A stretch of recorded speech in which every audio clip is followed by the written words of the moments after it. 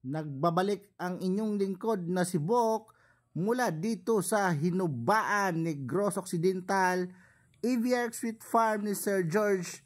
Ayan na po mga Bok. So sa bungad ng ating video mga Bok, nakita nyo yung mga hose. So drip system po ito.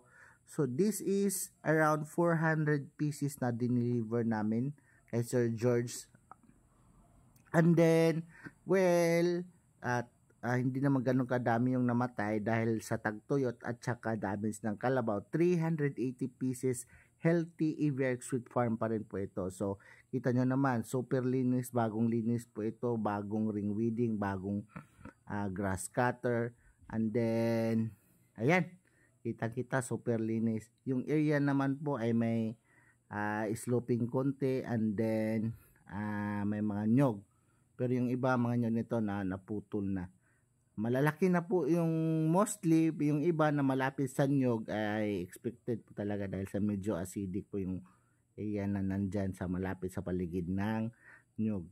Pero ayan, good to go na po ito at very happy po ako. Ayan, no, kitang-kita nyo. Super linis, super ganda ng mga ibiyak natin yan. No? Malalaki na po yung mga ganyan.